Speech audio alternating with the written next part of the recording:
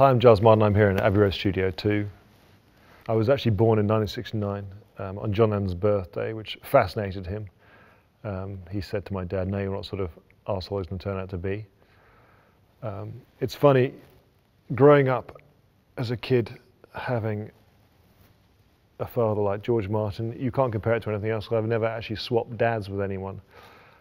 But we didn't necessarily, myself and my sister didn't necessarily grow up in a terribly musical house, apart from, as a kid, I noticed my dad played the piano a lot, and odd people would come back and forth. In fact, when I was a playgroup, they went around the class, and I was about 4 or 5, and they said, "You know, what do your parents do for a living?" And they, you know, my dad's an accountant, my dad's a lawyer, my dad's a truck driver, whatever. And I said, "My dad just sits at home and plays the piano."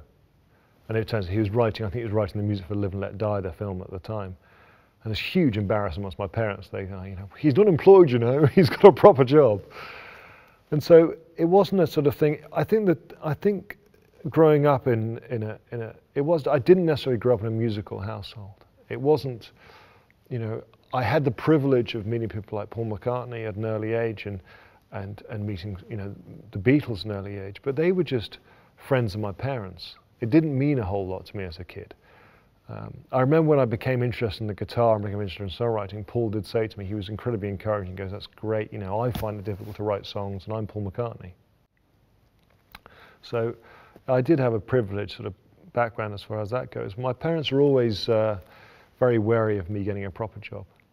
I learned to play the guitar, as some people might be able to see, quite badly, but behind my parents' back, you know, it was a thing, you know, don't join the music industry. I'm delighted I did. In fact, I really got involved in music because my dad started to lose his hearing when I was about 16, and he needed a second pair of ears, and he didn't really want to tell people he was losing his hearing, so I became his ears to a certain extent. I'd come in and try and help him. Through that I would learn off him, and we started working together, and it was actually a great thing because I was needed to a certain extent by him, which is nice as a son and a father working together. And at the same time, he was always very good. He never had a sort of "that's my boy" kind of attitude. He was always very receptive to my ideas, and in fact he's been receptive to people's ideas throughout the whole of his career, and he treated me no differently and was always open to my suggestions, however wrong they may be. And you know, God knows I made lots of wrong ones. So it gave me a chance to learn, and gave me a chance to respect him for what he does and what he's done. I never thought of, I was never any good at learning songs off by heart. I mean, you know, I bluffed my way through most things. I've never been terribly accurate at playing anything. I can play a number of things very badly, but I was much more interested in playing for a reason. So as soon as I learned to play the guitar with a friend of mine, we started playing in the underground here, started playing in tube stations. Playing whatever songs we could learn, basically, you know, as you do. And my dad was especially distraught by this. He didn't want, you know, George Martin's son being arrested because it's illegal. At that stage, it was illegal to busk. In fact, the way we played it should have been illegal, but it was illegal to busk. And I then got into playing bands. I formed a band, you know, as you do, and I had a great time. I think playing in a band, learning to play an instrument, learning to play the guitar was the best thing I ever did. And not that I practice the guitar or play it very often now, but it opens so many doors as far as if you're willing to play it to people, if you're willing to bore people with it. It's great, you know, to meet people and chat. It's like a great hobby to have. It's better than video games, for instance. And I think that being in a band taught me more about recording and music, fun enough, than being the son of George Martin did. Because people, if you're the son of someone, people expect you have this knowledge, which generally you don't have. You know, people think you grew up in recording studios. Of course, I'd spent more time in studios than probably other people at 16, but it's still just a row of buttons. You know, if you're 16, it's still just, you know, a compressor. Of course, I know what a compressor does. I hadn't got a clue for a long time because people expect you to know these things. But if you're in a band, yeah, especially as I was in an unsuccessful band, you have a chance to make a whole lot of mistakes and learn stuff. And the hardest thing, not that it's a bad thing, but the hardest thing if you're a son of someone famous or a child of a famous person is you don't get that many chances to make mistakes before people go. People are hoping for the second coming. People are going, he's going to be just like his dad. And if you screw up, you're then the other way. He couldn't get a proper job. And so being in a sort of hidden band gave me a chance to learn. And that's what, you know, music is about evolving. It's about discovering new stuff. It's about learning new songs. It's about learning how things work. It's not about playing the same old things every day, then things become boring. After playing in a band, I carried on playing, and I always played with people, always like going on tour and playing in pubs and clubs. So I thought, you know, it was just great fun. And I started writing jingles, I started writing commercials. I started doing gasoline adverts. That was for France. French gasoline was the peak of my life. And that was when I was at university. And then when I left university, I wanted to become a record producer. I wanted to write music for people and produce people, but I couldn't. I didn't have any, you know, what do you do? You can't go, I'm the son of George Martin, let me produce you, you know, or give me a job. And so I ended up working in press. And at the same time, I started looking at bands. And funny enough, my dad was he was nervous, I think, of me following in his footsteps at this stage. And I saw a band called My Life Story. They're playing at the Astoria in London. And I went to go see them play, and I thought they were good. And they had a whole lot of strings, and I did an arrangement of them and produced them. And they released a single that became sort of #1 in Melody Maker and Enemy and the Cool magazines. And someone showed it to my dad, said, look what your son's been up to. And I was just doing it in the evenings, you know, as you do if you're a fan of music and you want to get into music. And that kind of opened doors for me. I left the press job and became a producer. Production engineering is something that you learn stuff all the time with, like any sort of music. I mean, I think for me, starting out and how I am now, if I can work in any form of music, I'm happy. It doesn't matter. It's just, you know, I think I produce more stuff now and remix and mix stuff now, probably because in a way it's what people expect of me, and maybe I'm okay at it. The Love project came from the fact that they needed to do a show. It was George Harrison and Guy Liberté, who's the head of Cirque du Soleil, were friends. And they decided to do a show, and they decided they couldn't have anyone singing Beatles songs a la Mamma Mia. They didn't want, you know, a chorus singing Hey Jude on stage. And I think that's the right decision. And so they approached my dad, and I'd just had quite a lot of success in the UK doing classical stuff at the time. And Apple came to see me, and I sat with my dad and talked to them about it. And I said to them, I could try creating a gig that never happened. And Neil Aspinall, who was the head of Apple, said, you know, I'd love, you know, we talked about, because he was their roadie, we talked about their shows. We talked about, you know, starting off with Long Tall Sally and finishing with Twist and Shout, or, you know, creating the thing. And I said, well, listen, with Pro Tools and digital stuff, I can perhaps create a gig that never happened. So, under complete secrecy, I went upstairs here into a very small room and took some material, and I took at the beginning, the drums from the end, and Get Back, because I realized they're the same tempo, and because I thought I'd start a gig, never happened, with a drum solo going into a song, and started moving things around, and, you know, people said mashing up. I always thought it was a bit rude. And then thought, how am I going to start this? And got the piano from A Day in the Life and turned that backwards, because I thought if that makes a good ending, it'll make a good beginning as it sucks into the chord from Hard Day's Night. I just had fun, you know. And my view was, you know, if I can impress my dad doing Beatles stuff, then that's pretty good. You know, as a son, you're always trying to impress your dad, I think, or compete in some way. And it just so happened that it was on Beatles stuff, and I was auditioning for the Beatles. And I really thought that they probably wouldn't like it. You know, I really thought people would think this is a really bad idea. It sounds like a bad idea if you just talk about it. And I then took Within You, Without You and Tomorrow Never Knows and stuck those together, because I thought this will definitely get me fired, if nothing else. And they came and they really liked it. They liked the ideas. And so I ended up becoming the sort of, you know, the sort of legacy which I kind of fought against for a long time. And here I am now in Abbey Road talking about it. Suddenly became part of it, and I backed up all the catalogue into Pro Tools and started working on this project, which became Love. I came in with my dog Stan and went to my room and started working. You know, we had a list. I worked with the director of the show and my dad. My dad would come in sort of 2 days a week, and I'd play him ideas and we'd work through stuff. So he was kind of producing me doing it. But the bosses were the Beatles, Ringo and Paul, and Olivia Harrison and Yoko Ono, who were representing George and John. And it was important that they liked everything. They had to hear everything before it was passed anywhere else. And the interesting thing about the Beatles, it's such a protective circle, rightfully so, that if you do something and no one likes it, no one ever hears it. You know, and that's actually quite a good thing for me, because it means I could take risks. You know, occasionally people at Abbey Road were sort of, you know, people who hadn't heard anything, which the majority of people here didn't like the idea of what we were doing, and didn't like the idea of me coming in and changing.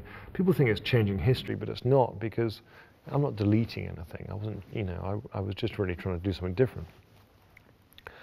And Ringo and Paul would come in. The funny thing is they come and listen to stuff, and they're not allowed to take stuff away either. It's not like you give them a CD. The only chance of them listening to the new mixes we were doing was by coming here and listening to them. And then later, as we got the technology sorted out and secure drives were done, I would go and see Yoko and sit down with her and work through stuff. And it's fascinating. For me, it was fascinating because I have no past with them. You know, I certainly wasn't there at the time. And so it's kind of on an even, I'm way down the pecking order, but it's kind of, I mean, on an even keel, as it were. There's no history. I have no, you know, experience of anything they did. So it was quite easy for me just to go, do you like it, or what don't you like about it? And they were very proactive in it, all four of them, you know, the two wives and Ringo and Paul. You know, Paul was the one that would give me the fear, because he's such a good musician. I mean, Ringo's a pretty good musician as well, and they'd you know, they know their stuff and they know their own material. And occasionally, in fact, when we were doing the show, I sat down with Paul, I went through each bit and, you know, played him bits in the theatre, and it was great. It was a great evening. And he goes, you know, he said to me, you know, I'd have to say I really like what you've done, and what you've done has been sympathetic with my music, and I really appreciate that. For me, that was just, you know, the best. But when it came to the opening of the show, at the very beginning, when people walk into the theatre and they're sitting down, I couldn't work out what, because they wanted Beatles music to play, and someone said, well, why don't you just do another 60 minutes of, and I mean, it took me 2 years to do the 90 minutes. So I decided to get as many Beatles on as I could by taking the vocals off, which is difficult with Beatles stuff because there's so much leakage on the tracks, and just play the backing tracks. So it's like the Beatles are playing their backing as you walk in. So you have Dear Prudence with no vocal, you know, you have Should Have Known Better with no vocal, and Penny Lane with no vocal. And the idea was that it would counterpoint Because. When Because starts, it's just vocals. So I'm sitting with Paul, and my dad's there and Paul's there, and Penny Lane's playing in the ceiling of the theatre. And Paul goes, and what's this then? And I went, it's Penny Lane. He goes, I know it's bloody Penny Lane, but what's it doing in the ceiling? And I said, well, I just thought it would be an idea to, you know, because they listened to everything. I thought it would be an idea to maybe put the backing tracks up there. And he's like, oh, okay, you know, I'll have a listen. And it's right there, because it is their music. And, you know, and my dad sometimes, you know, he feels embarrassed because it's not his music, and it certainly isn't mine. It is theirs. There were 4 Beatles, and it was their band, and that was it. There's no 5th Beatle. With music, there's things you'd like to do. I wish I could play things better. You know, I've always thought, you know, it'd be great to really learn how to play the bass properly, or guitar properly, or piano properly. You know, but it's just a question of time. Maybe I'll start watching our video tunes and then become a better musician. But you know, I'd like to, you know, work with, you know, a really good young band. At the same time, I'd love to go and do something like the Love Project with something else, you know, with taking stuff and creating, make people listen to music again. The good thing about Love is people do analyze and people do listen, and people don't have it on the background, they do actually get into it. And that's why we do music. We do music because we're passionate about it. And so really, I mean, I'm about to write a television thing, you know, it's a question of writing, producing, and being creative. And anything that lets you do that, you take. And every day, I just can't believe I can do this for a living. You know, I was told by my parents for years it's an impossible job to do for a living, despite coming from my background, because I think maybe when I have kids, I'll be doing the same thing. You know, don't go into music. You know, but you do it because you love it, and if you can get paid for it, it means you don't have to do another job to get in the way as well. So it's fantastic.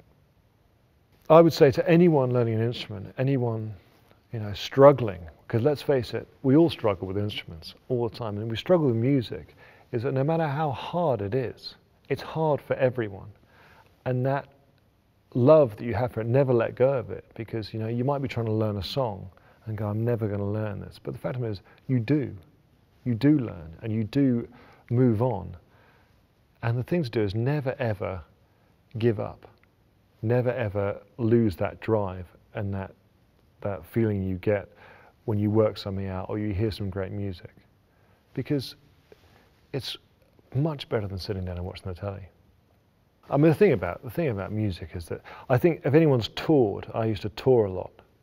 You end up kind of working on automatic pilot. And you start amusing yourself with stuff. I was playing bass in a band, and you start playing the same things over and over again. And I was once in Germany, and I used to jump off the stage. And I jumped off the stage, and I had no idea until I left the how far I was jumping. We played the end of the concert, and I jumped off the stage, and there was no crowd there. I mean, let's face it, we weren't that popular, but there was a break before the people. And I launched off the stage, and seeing the band's faces, and they looked at me, I was like, oh my God, I'm going to die. I'm going to die in a shit club in Germany. And I dropped about 12 feet. My bass amp almost followed me, because I didn't have wireless or anything. The bass, it was like Wile E. Coyote. My lead unraveled. It's the only thing that kept me alive. And an Ampeg SV200 or they're called came crashing down afterwards. But yeah, I spent most of my time being laughed at by people. I think it's important. I think it's important in studios to have a good laugh. It's funny, I mean, it's the Beatles. It's one thing that was shocking for me from listening to all of the tapes, everything they did, was not how serious it was. It was how much kind of fun there is in the tapes. Even when you think, oh, the White Album, they didn't get on, they're really cracking up most of the time. And it's kind of, you forget that actually they came to the studio to have a good time. And all the other stuff you read about happened in offices and accountants and all that sort of stuff. Most of the studio stuff is great. And that's the thing about music. Music should be fun. If you're learning music, have a laugh with it. And don't sit on your own and do it. Find someone to play with. Because the great thing about music is there's always someone worse than you. I mean, in my case, you really have to hunt them out. But there is. And so show off to someone. Well, the great thing about the internet is the fact you can delve into the world of songs and work out chords. And one of the problems I've struggled from is you look on the internet, and quite often the chord sheets are wrong. There's some guy going, if you know the right way this song goes, please write in. You think, oh, that's no good. I can work that out. And the great thing about iVideo tunes is it breaks down that barrier, and you've suddenly been taught by professionals. You've suddenly been taught in a simple way by professionals. It's kind of inspired me. I saw iVideo tunes before I got involved in it, and it's inspired me to going, right, I'm going to see if I can learn the piano better now. And I think that's a great thing. People don't have access to the best people in the world, and now with iVideo tunes they do. You can be taught by some of the best people, from home. And the way it's shot and the way it's done is very simple. If I can understand it, it's very simple. So I think it's a great thing. It's a great learning tool for people. And I think hopefully it'll create great musicians in the future.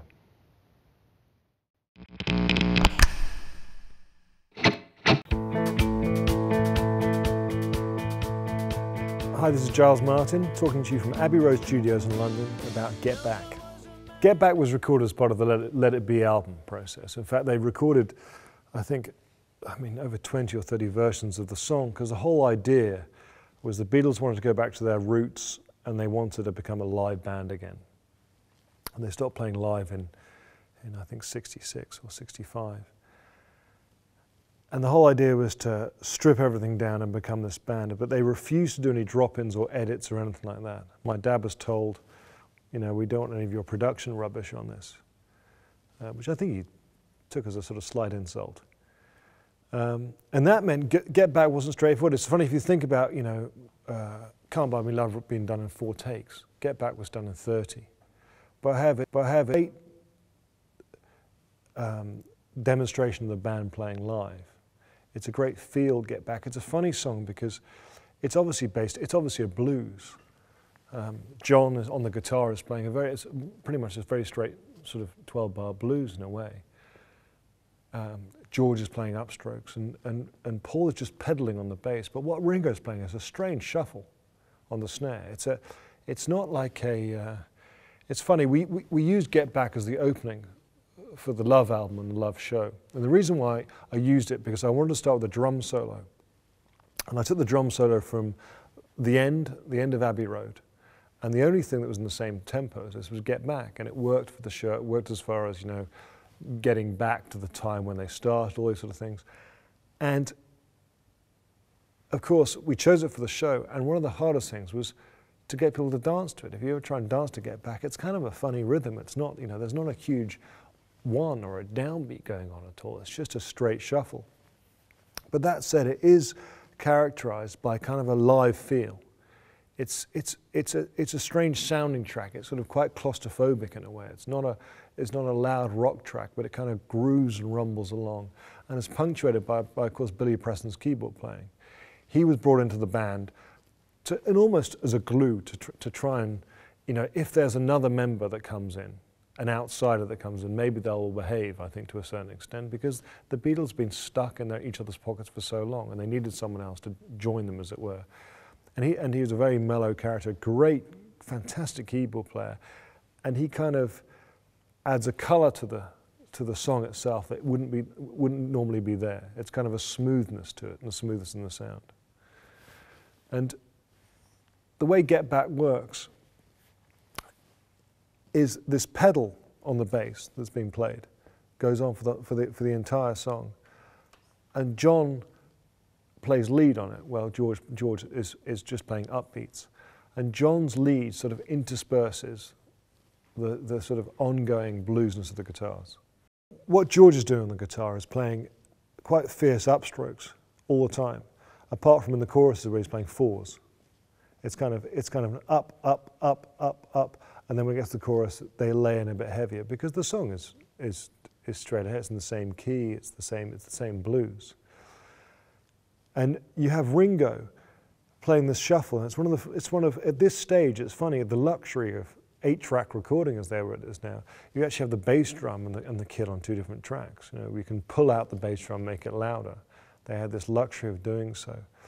And it's funny, on the single version of this track, a lot of people think, and I thought at one stage it was the rooftop version, but what they did is they edited the end of the rooftop onto the studio version. Because you hear, you know, hope we pass the audition, all that sort of stuff. That's from the rooftop performance everyone sees. I think it was the 19th Beatles single, and it went to #1, like their singles did.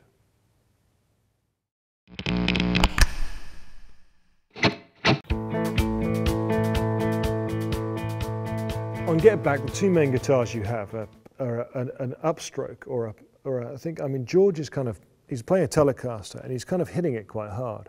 And he's either, you know, he's depending on the take, he's kind of playing he's almost just banging the strings, and the chorus is just going, you know, even on the ones, he's just hitting them quite.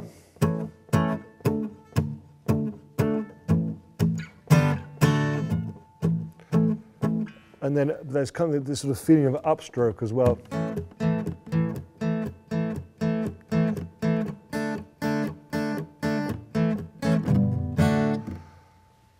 And he's sort of, you know, I think he's supposed to be playing a Telecaster and just hitting it very hard, where John is playing a blues.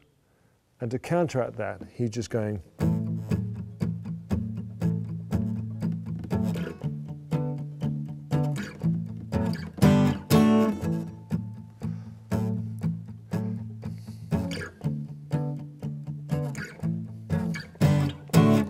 And that's the sort of what makes Get Back groove. And at the same time, you have Ringo playing a shuffle on the snare.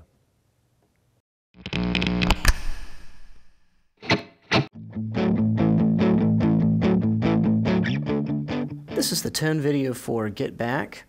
In this song, the sound is somewhat compressed, And so you can use a compressor pedal in order to do that. And basically what a compressor pedal will do is sort of equalize the volumes along the EQ spectrum so that it'll take some softer volumes, make those louder, and make some volumes that might be overpowering and soften those somewhat.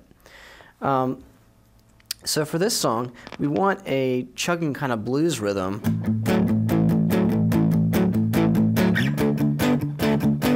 But one also where we can hit some highs to do some lead fills. And so notice on my drive EQ here, I've got the bass down somewhat, and this is because I don't want a heavy palm muting kind of sound. I just want a light kind of blues sort of feel where I've just am kind of comping the blues pattern. I don't want to have a real harsh bassy sound on the bottom. And then I've got the mids and the treble fairly up. Boosting your mids a little bit above halfway can help to provide some definition for your leads. And since there are quite a few solos and some lead riffs in this song, it's important to have those mids up. And the treble setting just gives it a little bit of piercing ability on those solos to where the notes can come through. And of course the gain is up a little bit to provide some overdrive in order to get the tone necessary for this song. And that's the tone for Get Back.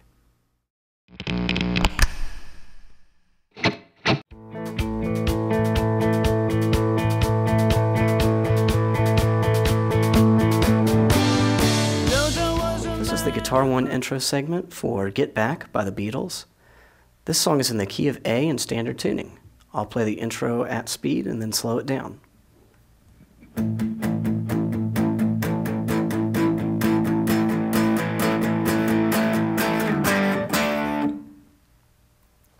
The intro starts on an A power chord and kind of fades in. With this A power chord, you can use the first finger to fret the 5th fret on the 6th string, and then the 3rd finger to fret the 7th fret on the 5th string. You can add an upper octave to this as well by adding the 4th finger to the 7th fret on the 4th string. And to kind of get that fade-in effect, you could start out with just a palm mute and then gradually decrease how much you're muting to let the chord ring a little bit more open. So that goes on for 3 measures. And then in the 4th measure, on beats 3 and 4, you'll hit 2 new chords. The first is a G power chord. Just take this shape, slide it down 2 frets. So the 1st finger is on the 3rd fret of the 6th string, and the 3rd finger is on the 5th fret of the 5th string. That's a G power chord. And then jump up to a D power chord. That's the 1st finger on the 5th fret of the 5th string, and the 3rd finger on the 7th fret of the 4th string. So let's play the intro very slowly.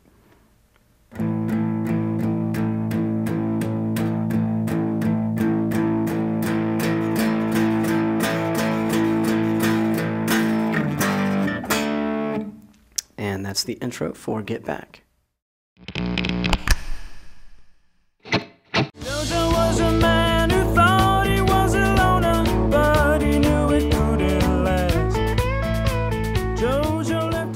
The Guitar One verse section for Get Back. I'll play the verse at speed and then slow it down.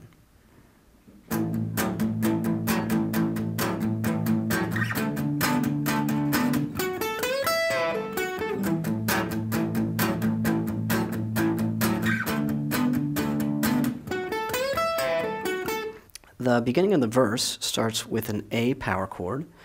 So in this case, we'll play it with the 1st finger on the 5th fret of the 6th string, and then the 3rd finger on the 7th fret of the 5th string. And in typical blues fashion, we'll stretch the 4th finger over to grab the 9th fret on the 5th string. So that's adding the 6th to the power chord, which is normally just 1 and 5. Adds the 6 to it. Hit with straight 8th notes on the right hand, and then on beats 2 and 4, add the 4th finger. So that'll happen for 4 measures, and then take that same shape up to the 10th fret. So we'll be going from the 1 chord, which is A, to the 4 chord, which is D, and do the same progression there. That'll happen for 2 bars there. And then there's a lead fill. The second finger will slide into the 11th fret on the 3rd string. The first finger will grab the 10th fret on the 2nd string, and then the third finger, aided by the second finger, will do a full step bend on the 12th fret of the 2nd string. Then the fourth finger frets the 12th fret behind that on the 1st string, and then unbend that. Back to the 10th fret on the 2nd string, then the 11th fret on the 3rd string, back to the 10th fret on the 2nd string.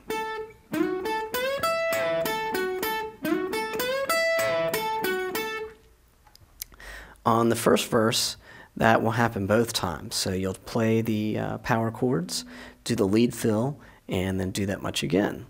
On the second verse, there's another lead fill that happens the second time around. This one looks like this.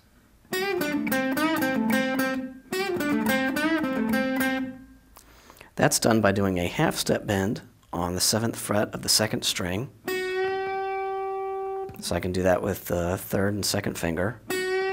And then you can use the 3rd finger to sneak down to the 3rd and 4th string and play the 7th fret on those 2 strings as well. Then the first finger hits the 5th fret on the 3rd string,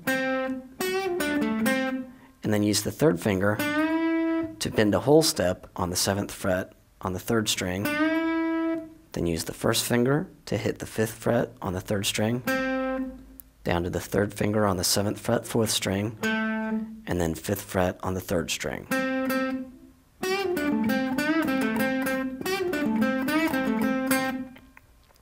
So I'll play the second verse at half speed so we can hit both of the lead fills.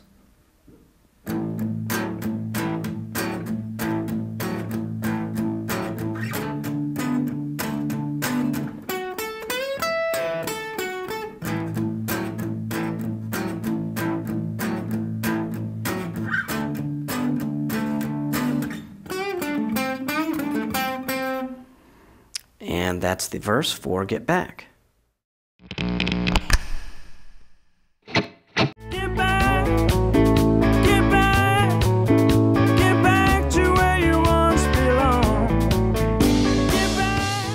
This is the Guitar 1 chorus segment for Get Back. I'll play the chorus at speed and then slow it down.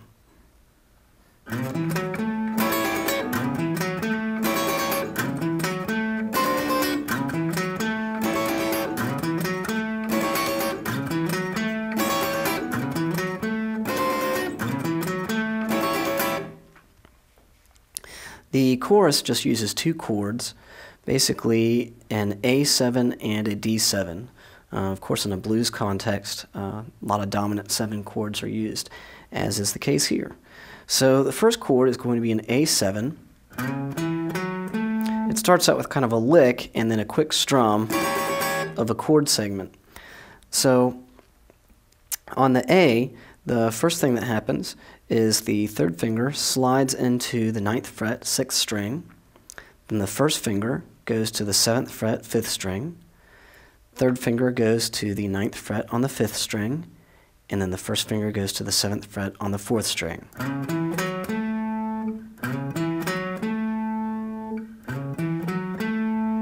So that's sort of the chorus lick. And then the chord that's used for the A7 is this, the 3rd finger on the E note, the 9th fret of the 3rd string, the 2nd finger on the G note, 8th fret of the 2nd string, and then the C sharp note, 4th finger on the 9th fret of the 1st string. So even though there's no A in there, that's the top part of an A7 chord. And this last note that we hit in that lick is in fact an A, so that just outlines the top part of the chord. So do that twice, and then it'll go to a D7 chord. We'll do the same lick, still landing on that A with this same little climb here, but in this case, using the first finger to hit the 7th fret on the 3rd string and the 2nd string, and then the 8th fret with the 2nd finger on the 1st string. So we've got a D, an F sharp, and then a C natural. So those are all notes in a D7 chord. So that will happen for one measure, and then in the fourth measure, it'll go back to A again. So we've got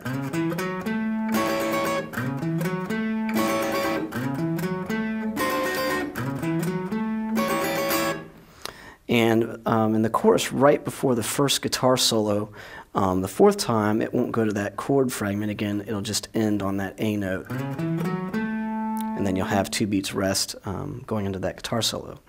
So I'll play the chorus at half speed.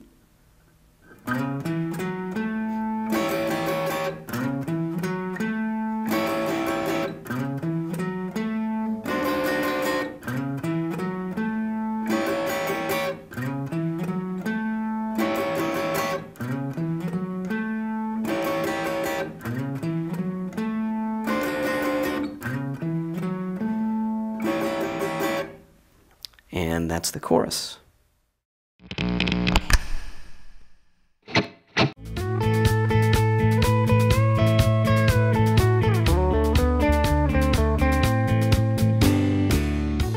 This is the first guitar solo for Get Back.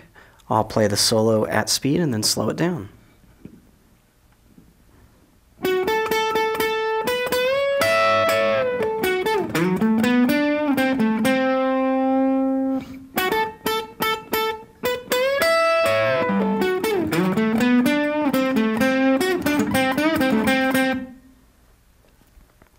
The guitar solo starts out with the second finger on the 11th fret of the 3rd string, and then going to the 10th fret, use the first finger to do that on the 2nd string.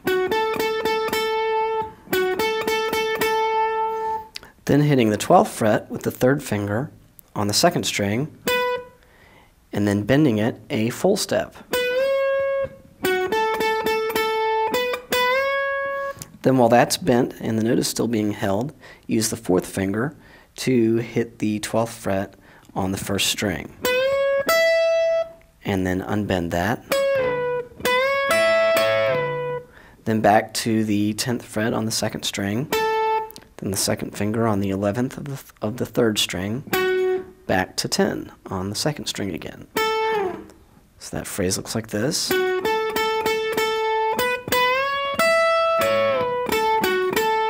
And slide off of that. For the second phrase, use the 3rd finger to slide into the 9th fret of the 5th string.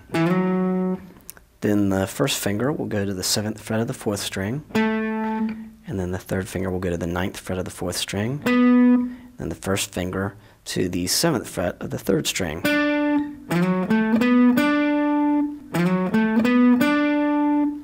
Then we'll change positions. The 1st finger will go down to the 5th fret of the 3rd string, and then the 3rd finger will hit the 7th fret of the 4th string, and then the 1st finger will gradually do a quarter step bend on the 5th fret on the 3rd string.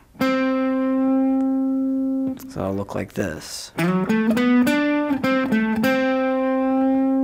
And you can do that quarter step bend by just pulling a little bit with the 1st finger.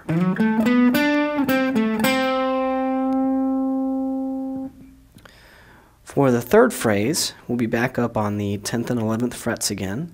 So the 2nd finger will be back on the 11th fret, 3rd string. There's a little bit of a syncopated rhythm here, where the 2nd finger hits the 11th fret, and then we'll do that syncopated rhythm on the 10th fret, 2nd string.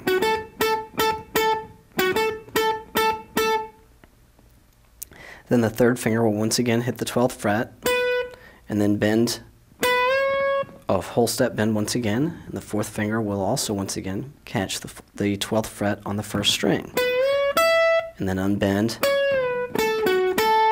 So pretty much an identical lick to the 1st.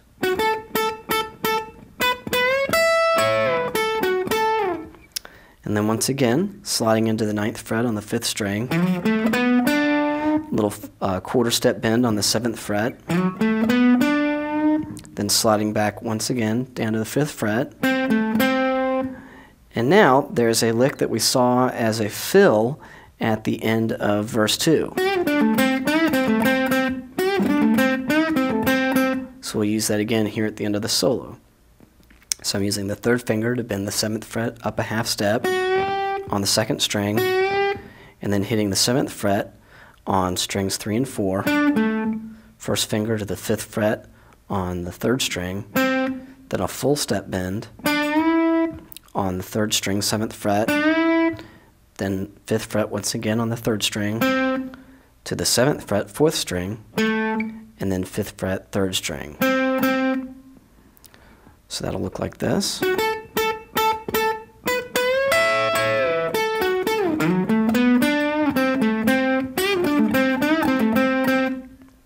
So I'll play the first solo at half speed.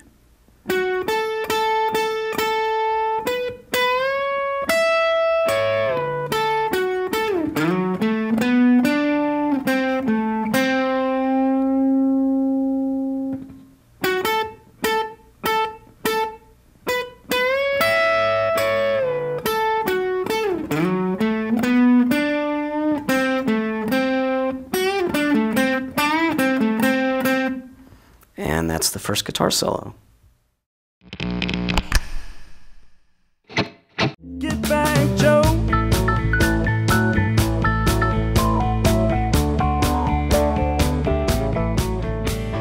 This is the Guitar 1 keyboard solo section for Get Back. I'll play the section at speed and then slow it down.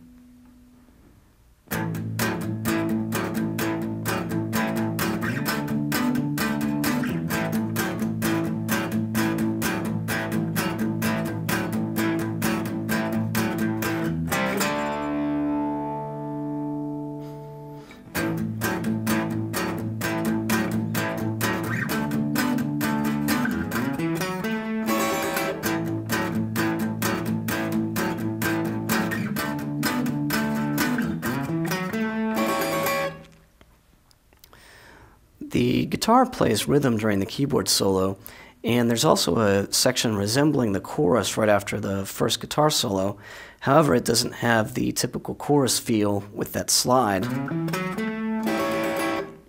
So let's look at the format for each of those sections. Immediately following the first guitar solo, the guitar will hit the power chord type of rhythm from the beginning with the A power chord. So that will happen for 4 bars with the A power chord and the added 6 that we looked at on the verse. Then going to 2 bars of the 4 chord. So that's up on the 10th fret with that same power chord shape, adding a 6th that we looked at before. Then back down to the A power chord again for 2 bars. And then stay on the A power chord. But instead of going to the 4 chord again, stay on the A power chord. And then there's going to be a power chord hit from a C power chord to a D power chord. So the C power chord is with the first finger on the 3rd fret of the 5th string and the 3rd finger on the 5th fret of the 4th string. You could also add the top octave to that if you wanted to. And then take that and slide it up 2 frets up to the D. So we've got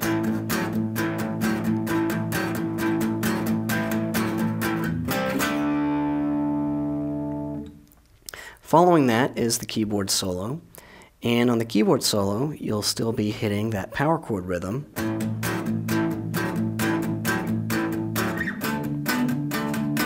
The only difference is, following the 4 chord, you'll then do that A lick off of the chorus, where we'll slide into the 9th fret, and we'll only do that once. So slide the 3rd finger to the 9th fret of the 6th string, hit the 7th fret, 9th fret, and then 7th fret.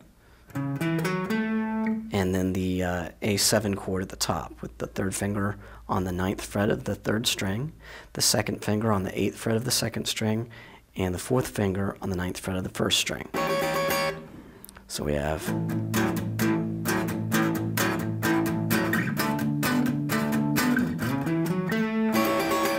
then we'll repeat that.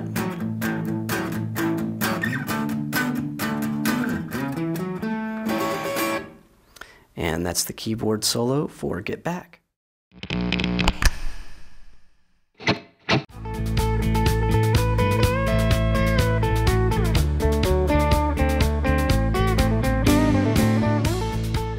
This is the second guitar solo for Get Back. I'll play the solo at speed and then slow it down.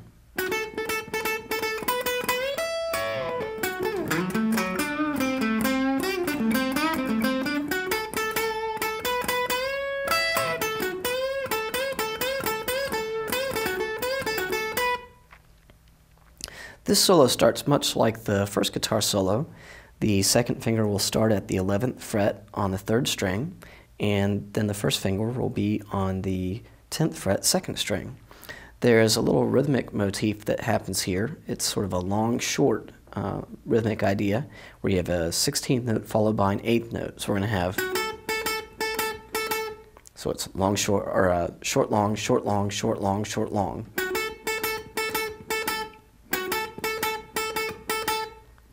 And I'm just hitting the 10th fret on the rest of those notes.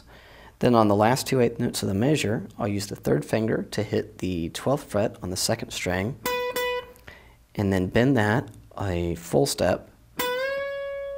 And while that's bent, use the 4th finger to fret the 12th fret on the 1st string, and then release. Then going to the 1st finger on the 10th fret of the 2nd string, hitting the 2nd finger on the 11th fret of the 3rd string, back to the 10th fret on the 2nd string. So that whole phrase will sound like this.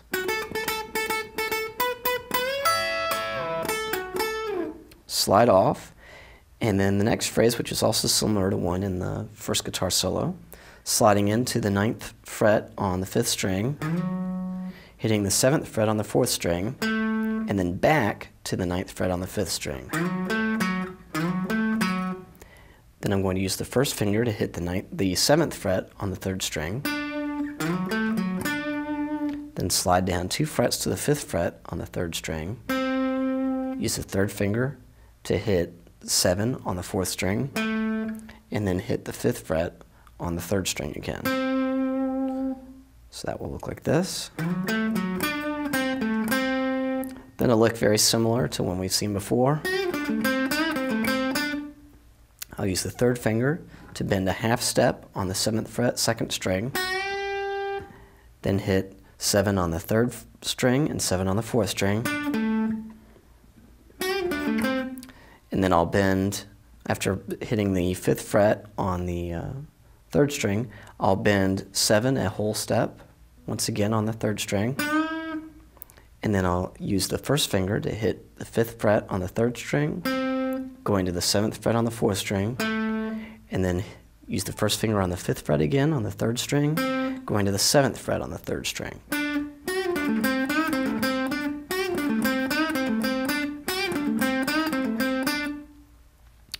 And the next phrase, be back on the 11th fret on the 3rd string again, hitting 11 and then 10 with the 1st finger on the 2nd string, and then 12 on the 2nd string.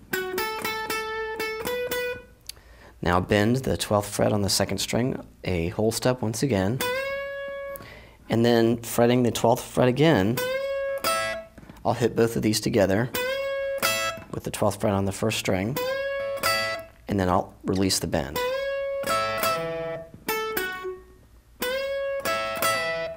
Then hitting the 10th fret on the 2nd string to the 11th fret on the 3rd string, then bending the 12th fret on the 2nd string up a whole step. So that phrase will look like this.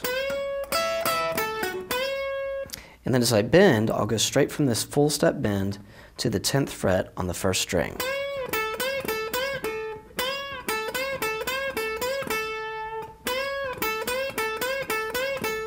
I do that bend 4 times. And the last measure, I'll do the bend once again on the 12th fret, 2nd string, and then hit the 10th fret on the 2nd to the 11th fret on the 3rd, back to the 10th, ending on the 12th fret of the 2nd string. So I'll play the second guitar solo at half speed.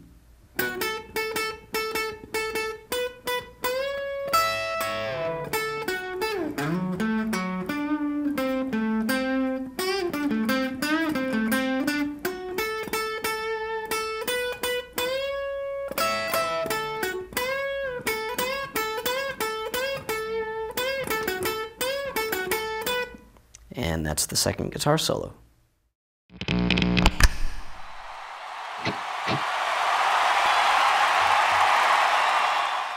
This is the Guitar One performance for Get Back by the Beatles.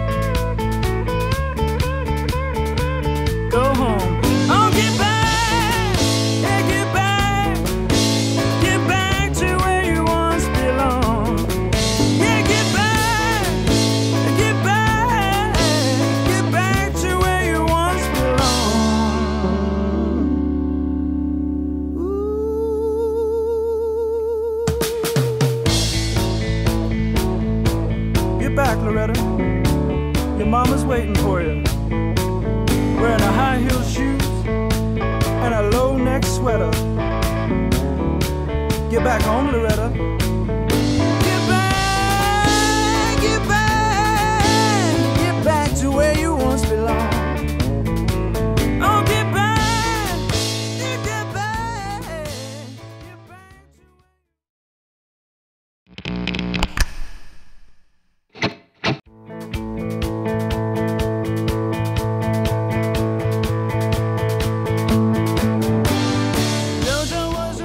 This is the Guitar 2 intro segment for Get Back. This song is in the key of A, and it's a typical kind of blues fill. So we'll look at the intro at tempo, and then we'll slow it down.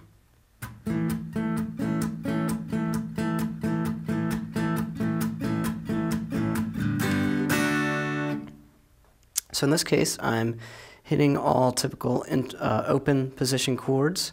So I've got an A major, which you can play several different ways. There's an A major, a G major, and then a D major. What's interesting about this rhythm part is the right hand, as far as how the strumming is being done. In this case, there's like a mute that's occurring whenever there's a beat. So you're just kind of slapping the strings, hitting it with your pick and the palm of your hand at the same time, and then you're only really sounding the strings on the upstroke. So all you hear from this guitar is on the ands of the beat, 1 and 2 and 3 and 4 and. So that happens for 3 measures on the intro. And then in the 4th measure, you'll have that G and D quarter note, just like in Guitar 1. So it'll be 1 and 2 and that'll happen on beats 3 and 4. So that's the intro section. Georgia was a man.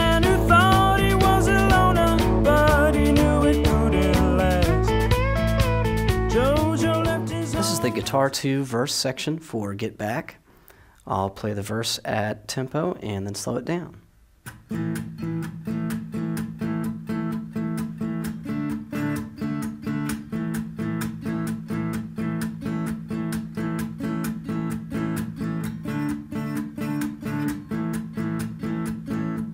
As you can see, the right hand pattern is the same as in the intro, with the upstroke picking and the mutes occurring on the beats. The two chords that I'm hitting are in regular open position A major, which can be played however you'd like to finger it, and then the lower part of a D chord. So I'm not really playing the upper string, the first string like we would normally associate with that, really just the first three strings of it, the fourth, third, and second string. I'm just kind of making sure that I catch that with my pick on the upstrokes. So I've got 2 bars of A to a bar of D, back to a bar of A, and then I repeat for the verses. And that's the verse section for Get Back. Get back, get back, get back to where you once belonged. Get back. This is the guitar 2 chorus section of Get Back. I'll play the chorus at speed and then break it down.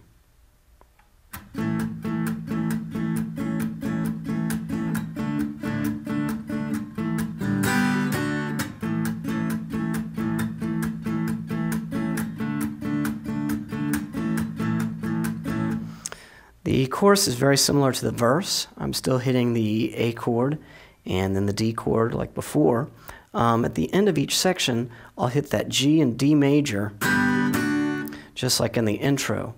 So this will occur after the first section. I'll hit 2 measures of A to a measure of the D major chord, then back to A, and then hit the G major to D on beats 3 and 4 of that measure. On the very last chorus of the song, you can take this A and do an A dominant 7 on the hits. To do that, you can just hold the second finger here or the first finger. There's several different ways to do it. And then add the fourth finger to the 3rd fret on the first string. So that could be done any number of ways. And to do that hit, it would just sound like this.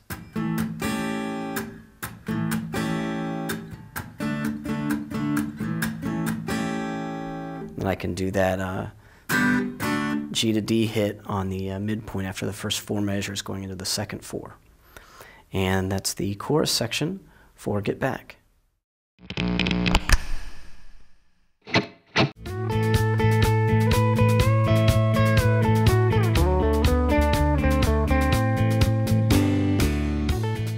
This is the guitar 2 solo section for Get Back. I'll play it at speed and then slow it down.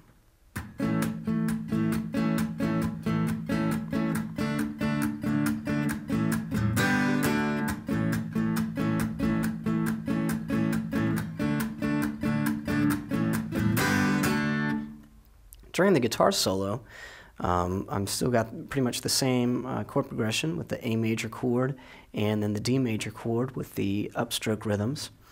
And the only difference is at the end of each 4-bar section, I'll play the G to D on beats 3 and 4 both times. And that's the solo section for guitar 2 on Get Back. Get back, Joe.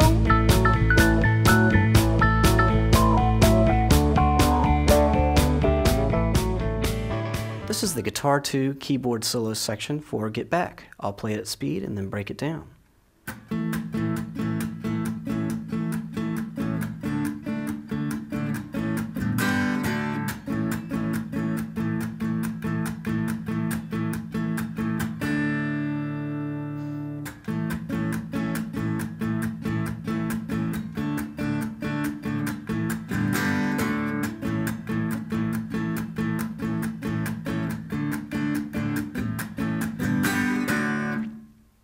Coming out of the first guitar solo, we're then into the section that eventually becomes the keyboard solo. Guitar 2 during this part keeps that same A major feel, going to D, back to A, and then the G and D on beats 3 and 4.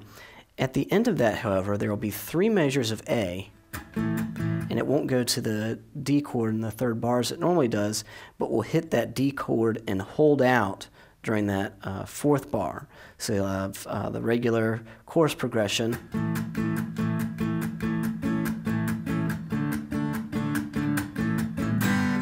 And then 3 measures of A.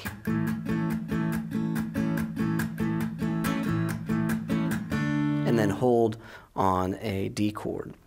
Then during the keyboard solo, it'll be the typical verse-chorus progression with the G and D at the end of each 4-bar section. And that's the keyboard solo for Get Back.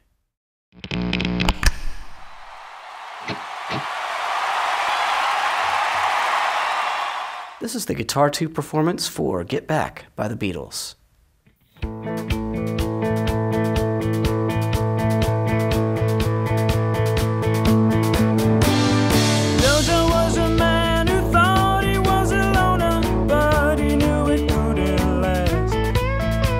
Jojo left his home in Tucson, Arizona, for some California grass. Get back, get back, get back to where you once belonged. Get back, get back, get back to where you once belonged. Get back, Jojo.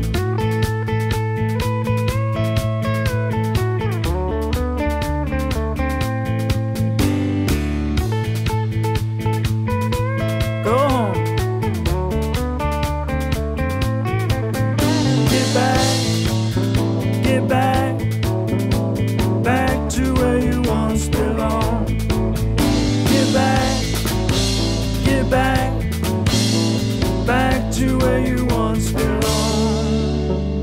Ooh. Get back, Joe.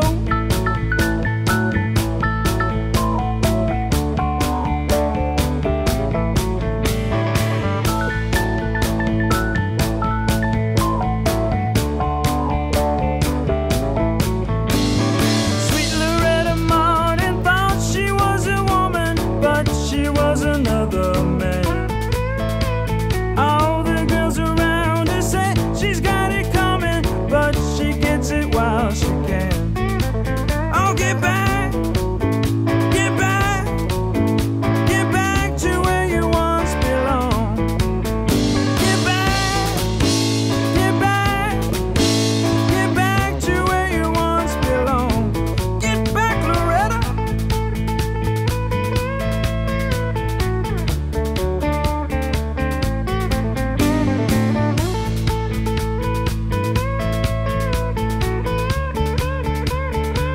Go home. Oh, get back, yeah, get back to where you once belonged.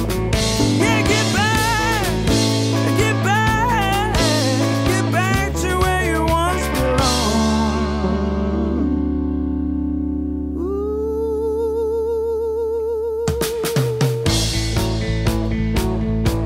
Get back, Loretta.